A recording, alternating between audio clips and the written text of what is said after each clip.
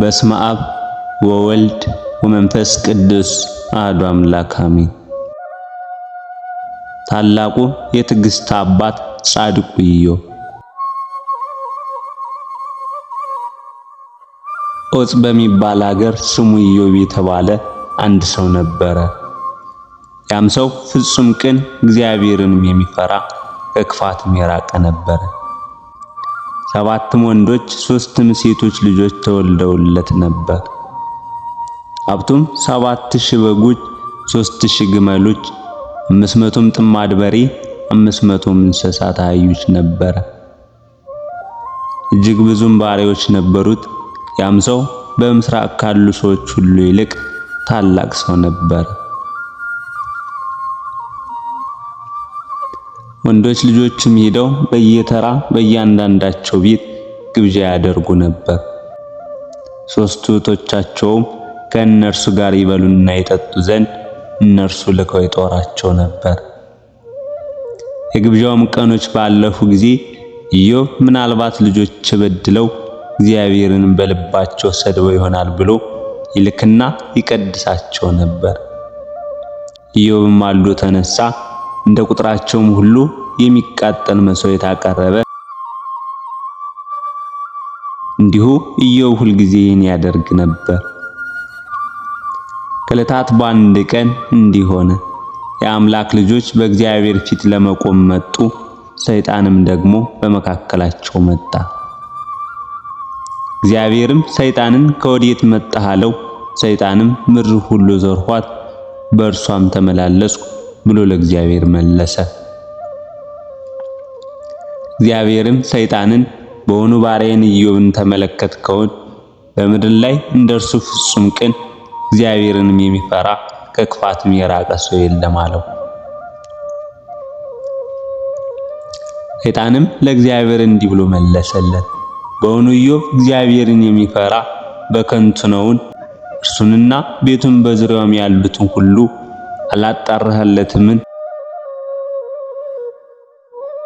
የእጁን ሥራ ባርከህለታል፣ ከብቱም በምድር ላይ በዝቶለታል። ነገር ግን እጅህን ዘርግተህ ያለውን ሁሉ ዳብስ። በእውነት በፊትህ ይሰድብሃል።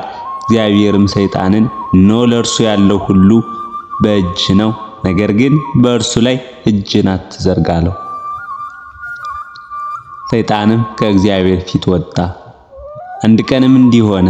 የኢዮብ ወንዶችና ሴቶች ልጆቹ በታላቅ ወንድማቸው ቤት ይበሉና የወይን ጠጅ ይጠጡ ነበር። መልእክተኛም ወደ ኢዮብ መጥቶ በሬዎች እርሻ ያርሱ፣ ባጠገባቸው አህዮች ይሰማሩ ነበር።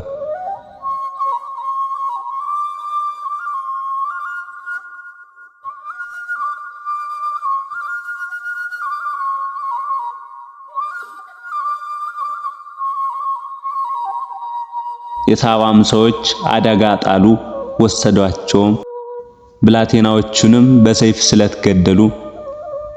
እኔም ነግር ዘንድ ብቻዬን አመለጥኩ አለው። እርሱም ገና ሲናገር ሌላ መጥቶ የእግዚአብሔር እሳት ከሰማይ ወደቀች፣ በጎችንም አቃጠለች፣ ጠባቂዎችንም በላች።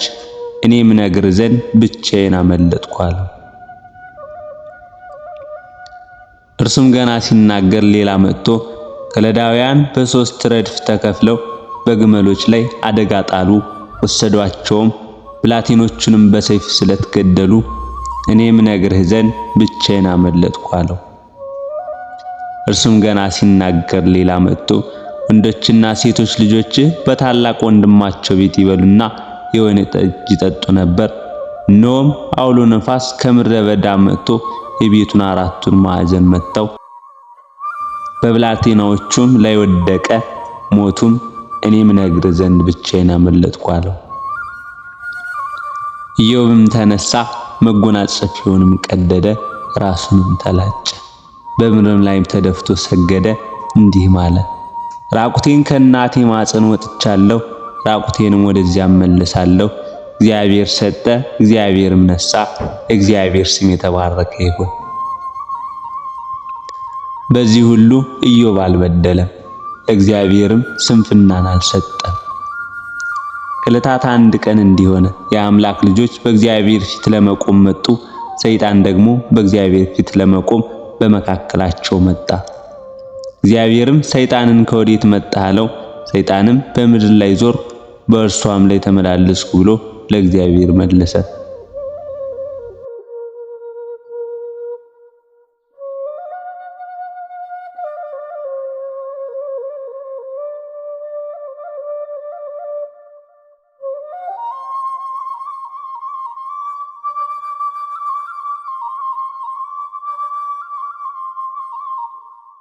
በምድር ላይ ዞርኩ፣ በእርሷም ተመላለስኩ ብሎ ለእግዚአብሔር መለሰ። እግዚአብሔርም ሰይጣንን በውኑ ባሪያዬን ኢዮብን ተመለከትከውን? በምድር ላይ እንደርሱ ፍጹም ቅንና እግዚአብሔርን የሚፈራ ከክፋትም የራቀ ሰው የለም። በከንቱም አጠፋው ዘንድ አንተ በእርሱ ላይ ምንም ብታንቀሳቅሰኝ እስካሁን ፍጹምነቱን ይዟል። ሰይጣንም መልሶ እግዚአብሔርን ቁርበት ስለ ቁርበት ነው፣ ሰው ያለውን ሁሉ ስለ ሕይወቱ ይሰጣል።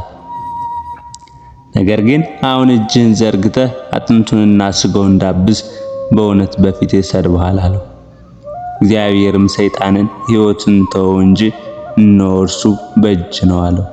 ሰይጣንም ከእግዚአብሔር ፊት ወጣ፣ ኢዮብንም ከእግሩ ጫማ ጀምሮ እስከ አናቱ ድረስ በክፉ ቁስል መታው።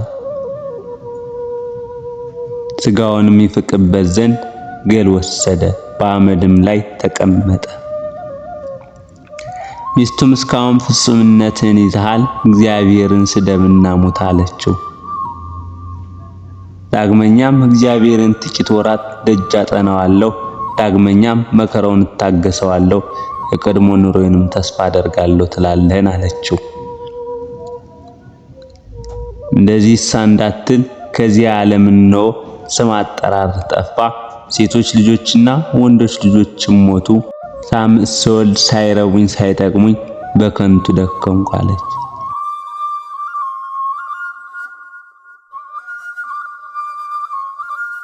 አንተም በመግል ተውጠህ በትል ተከበህ ትኖራለህ፣ ሌሊቱን ሁሉ ስታዛብር ታድራለህ። እኔ ግን እየዞርኩ እቀላውጣለሁ፣ ከአንድ አገር ወደ አንድ አገር፣ ከአንድ ቤት ወደ አንድ ቤት ሄዳለሁ።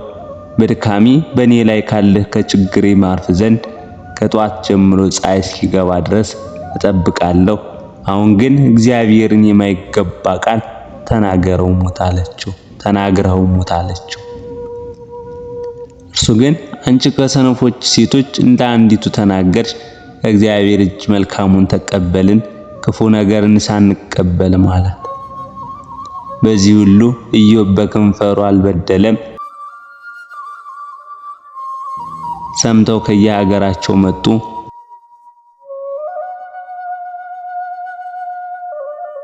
ከሩቁም ሆነው ዓይናቸውን ባነሱ ጊዜ አላወቁትም፣ ድምፃቸውንም አሰምተው አለቀሱ። እያንዳንዳቸውም መጎናጸፊያውን ቀደደ፣ ወደ ላይም ወደ ራሳቸው ላይ ትቢያ ነሰነሱ። 7 ቀንና 7 ሌሊትም ከእርሱ ጋር በምድር ላይ ተቀመጡ። ሕመሙም እጅግ እንደበዛ አይተዋልና ከእነርሱ አንድ ቃል የሚናገሩ አልነበረም።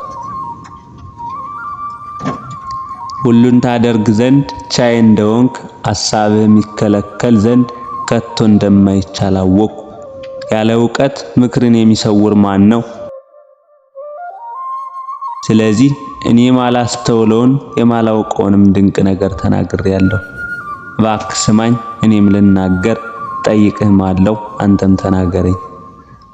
መስማትንስ በጆሮ በመስማት ሰምቼ ነበር፣ አሁን ግን ዓይኔ አየች።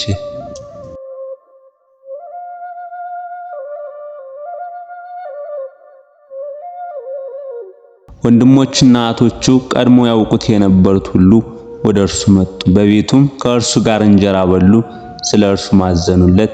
እግዚአብሔርም ካመጣበት ክፉ ነገር ሁሉ አጽናኑት። እያንዳንዳቸውም ብርና የወርቅ ቀለበት ሰጡት። እግዚአብሔርም ከፊተኛው ይልቅ የኋላኛው ለኢዮብ ባረከ። 14,000 በጎች፣ 6,000 ግመሎች፣ 1,000 ጥማድ በሬዎች፣ 1,000 እንስሳት አህዮች ነበሩት። ደግሞም 7 ወንዶችና 3 ሴቶች ልጆች ሆኑለት። የመጀመሪያይቱንም ስም ይሚማ፣ የሁለተኛይቱንም ስም ቃስያ፣ የሶስተኛይቱንም ስም አማልቶያስ ቂራስ ብሎ ሰየማቸው። እንደ ኢዮብ ሴቶች ልጆችም ያሉ የተዋቡ ሴቶች በአገሩ ሁሉ አልተገኙም። አባታቸውም ከወንድሞቻቸው ጋር ርስት ሰጣቸው። ከዚህ በኋላ ኢዮብ 140 ዓመት ኖረ። ልጆችንና የልጅ ልጆችንም እስከ 4 ትውልድ ድረስ አየ። ኢዮብም ሸምግሎ እድሜው ጠግቦ አረፈ።